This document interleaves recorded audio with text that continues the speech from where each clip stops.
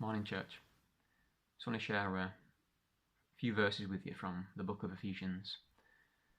Just the other evening I was out running and I had my headphones in, listening to a playlist, and in amongst the songs that I was listening to and kind of enjoying, a chapter of the Bible came up. It sometimes happens on my Spotify because I've got some audio Bible in there that I like, and it was Ephesians chapter 4. And in amongst these songs that I've been listening to, this chapter just really stuck out and really got me thinking, and I felt God was really speaking in it.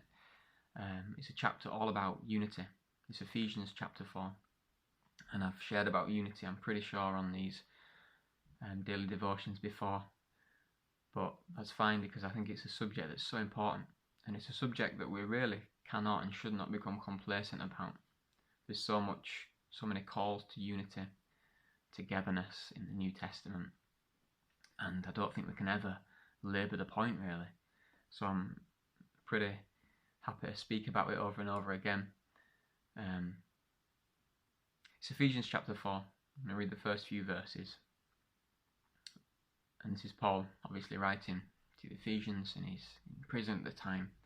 And he says in verse 1, "Therefore I, a prisoner for serving the Lord, beg you to lead a life worthy of your calling, for you have been called by God. Always be humble and gentle. Be patient with each other, making allowance for each other's faults because of your love. Make every effort to keep yourself united in the Spirit, binding yourself together with peace.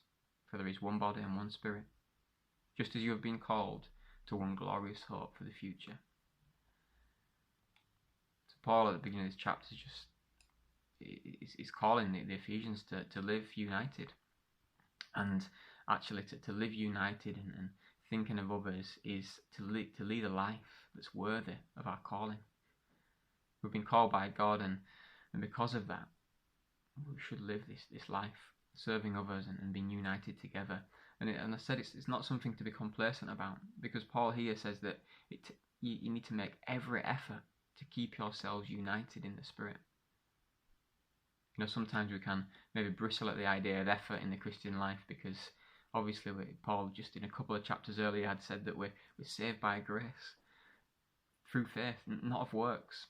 You know, we really understand that our salvation is not by any effort of our own, but that doesn't get rid of any effort in our lives. And here Paul, just a couple of chapters later, is saying you need to show effort, make every effort to keep yourselves united in the Spirit. And as Christians, as the church family, as the body of Christ, sometimes it takes effort to be unified. Maybe sometimes we get into this idea that everything should just magically fall together as Christians, and that we shouldn't really have to put any effort in for people to be unified, and if people aren't on our side, then so be it. But actually there's effort that needs to be put in to keep ourselves united in the Spirit. The chapter goes on to talk about the different gifts in the church, and then it ends with a couple of verses which I think really tie into this idea of putting in effort to be united. Verse 31 and 32, the last two verses of the chapter, I think it just comes full circle back to this idea of being unified and being together. Verse 31 says, "Get rid of all bitterness, rage, anger, harsh words and slander, as well as all types of evil behaviour."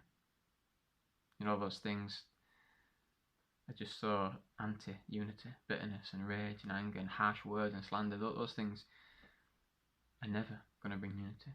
And then verse 32 says, "Instead, be kind to each other, tender-hearted, forgiving one another, just as God, through Christ, is forgiving you." And there it is, a verse which is the practical application of what it is, I think, to make every effort to be unified and be united.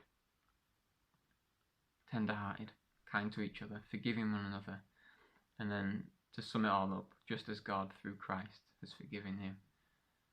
If that's at the forefront of our hearts and minds, I think unity is far more attainable. I pray that we would have it.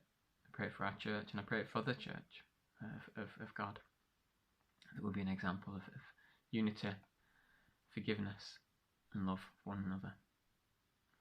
Hope that's encouraging, and I hope you have a wonderful day today. Bye.